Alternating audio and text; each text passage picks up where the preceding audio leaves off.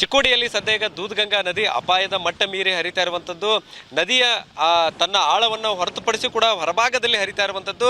ನಾನೀಗ ದೂಧಗಂಗಾ ನದಿ ತಟದಲ್ಲೇ ಇದ್ದೇನೆ. ನೀವೀಗ ದೃಶ್ಯಾವಳಿಗಳಲ್ಲಿ ತೋರಿಸ್ತಾ ಹೋಗ್ತೇನೆ ಎಷ್ಟರ ಮಟ್ಟಿಗೆ ಇಲ್ಲಿ ನದಿ ಪರಿಣಾಮಕಾರಿಯಾಗಿ ಹರಿದು ಹೋಗ್ತಾ ಇದೆ ಅನ್ನುವಂಥದ್ದನ್ನು ಸದ್ಯ ಈಗ ಏನು ತೋರಿಸ್ತಾ ಇದ್ದೇನೆ. ಇದು ನದಿಯ ಹೊರಭಾಗದಲ್ಲಿ ಹರಿತಾ ಇರುವಂತಹ ಸದ್ಯದ ದೃಶ್ಯಾವಳಿಗಳು. ಸೊ ಒಳಭಾಗದಲ್ಲಿದ್ದಂತಹ ತನ್ನ ಒಡಲಾಳವನ್ನು ಬಿಟ್ಟು ಹೊರಭಾಗಕ್ಕೆ ಇಷ್ಟೊಂದು ದೊಡ್ಡ ಪ್ರಮಾಣದಲ್ಲಿ ನೀರು ಹರಿದು ಬರ್ತಾ ಇರುವಂಥದ್ದನ್ನು ನೀವೀಗ ದೃಶ್ಯಾವಳಿಗಳಲ್ಲಿ ಗಮನಿಸಬಹುದಾಗಿದೆ. ನದಿ ಅಕ್ಕಪಕ್ಕದಲ್ಲಿರುವಂತಹ ಜಮೀನುಗಳು ಎಲ್ಲವೂ ಕೂಡ ಕಂಪ್ಲೀಟ್ ಆಗಿ ಮುಳುಗಡೆ ಆಗಿದ್ದಾವೆ. ದೊಡ್ಡದಾದಂತಹ ಮರ ಗಿಡಗಳು ಕೂಡ ಈಗಾಗಲೇ ನದಿ ಒಳಭಾಗದಲ್ಲಿ ಮುಳುಗಡೆ ಆಗ್ತಾ ಇರುವಂಥದ್ದನ್ನು ನೀವೀಗ ನೋಡಬಹುದಾಗಿದೆ. ಸದ್ಯ ಈಗ ಈ ಏನು ಪ್ರದೇಶ ಇದೆ ಇದು ಬೆಳಗಾವಿ ಜಿಲ್ಲೆಯ ಚಿಕ್ಕೋಡಿ ತಾಲೂಕಿನ ಸದಲಗ ಗ್ರಾಮದ ಹೊರವಲಯದಲ್ಲಿನ ಸದ್ಯದ ದೃಶ್ಯಾವಳಿಗಳು.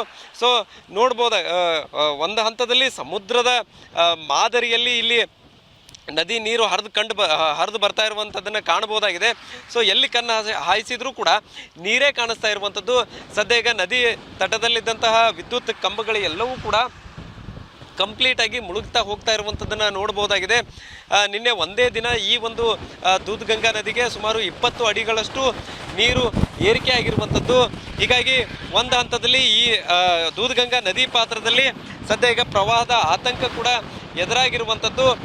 ಒಂದು ಕಡೆ ಈಗ ನದಿ ಅಕ್ಕಪಕ್ಕದಲ್ಲಿರುವಂತಹ ವಿದ್ಯುತ್ ಕಂಬಗಳು ಸೇರಿದಂತೆ ಬಹುತೇಕ ಎಲ್ಲ ಪ್ರದೇಶ ಮುಳುಗಡೆ ಆಗ್ತಾ ಹೋಗ್ತಾ ಇರುವಂಥದ್ದನ್ನು ನೀವೀಗ ನೋಡ್ಬೋದಾಗಿದೆ. ಮತ್ತೊಂದು ಕಡೆ ಈ ಒಂದು ನದಿಯ ಎಫೆಕ್ಟು ಎಷ್ಟರ ಮಟ್ಟಿಗೆ ರೈತರಿಗೂ ಕೂಡ ತಟ್ಟುತ್ತಾ ಇದೆ ಅನ್ನುವಂಥದ್ದನ್ನು ನಾನೀಗ ತೋರಿಸ್ತಾ ಹೋಗ್ತೇನೆ. ಸದ್ಯ ಈಗ ಈ ಒಂದು ಪ್ರದೇಶ ಏನಿದೆ ರಸ್ತೆಯ ಇನ್ನೊಂದು ಭಾಗದಲ್ಲಿ ತೋರಿಸ್ತೇನೆ. ಇದು ಮೆಕ್ಕೆಜೋಳವನ್ನು ಬೆಳೆಯಲಾಗಿತ್ತು. ಕಂಪ್ಲೀಟಾಗಿ ಮೆಕ್ಕೆಜೋಳ ಬೆಳೆದು ನಿಂತಿತ್ತು.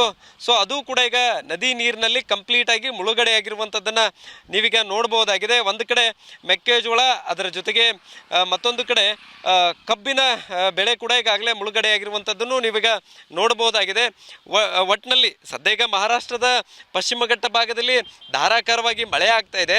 ಆ ಮಳೆಯ ಪರಿಣಾಮದಿಂದಲೇ ಈಗ ನದಿಗಳು ಎಲ್ಲವೂ ಕೂಡ ಉಕ್ಕಿ ಹರಿತಾ ಇರುವಂಥದ್ದು.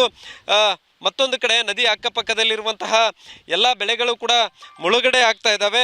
ಹೀಗಾಗಿ ಒಂದು ಹಂತದಲ್ಲಿ ನೀರು ಬೇಕಾಗಿತ್ತು ಅನ್ನುವಂತಹ ರೈತರೆಲ್ಲರೂ ಕೂಡ ಸದ್ಯಕ್ಕೆ ಈ ಒಂದು ಮಳೆ ನಿಂತರೆ ಸಾಕಪ್ಪ ಅನ್ನುವಷ್ಟರ ಮಟ್ಟಿಗೆ ಹೇಳುವಂಥ ಪರಿಸ್ಥಿತಿ ನಿರ್ಮಾಣ ಆಗಿರುವಂಥದ್ದು. ಯಾಕಂದರೆ ಕಷ್ಟಪಟ್ಟು ಬೆಳೆದಂತಹ ಬೆಳೆಗಳು ಎಲ್ಲವೂ ಕೂಡ ನದಿ ನೀರಿನಲ್ಲಿ ಮುಳುಗಡೆ ಆಗ್ತಾ ಇದ್ದಾವೆ. ಬೆಳೆಗಳನ್ನು ಕಳೆದುಕೊಳ್ಳುವಂತಹ ಆತಂಕ ಕೂಡ ಈಗ ರೈತರಿಗೆ ಎದುರಾಗಿರುವಂಥದ್ದು. ರಾತ್ರೋರಾತ್ರಿ 20 ಅಡಿಗಳಷ್ಟು ನೀರು ಏರಿಕೆ ಆಗ್ತಾ ಇರುವಂಥದ್ದು.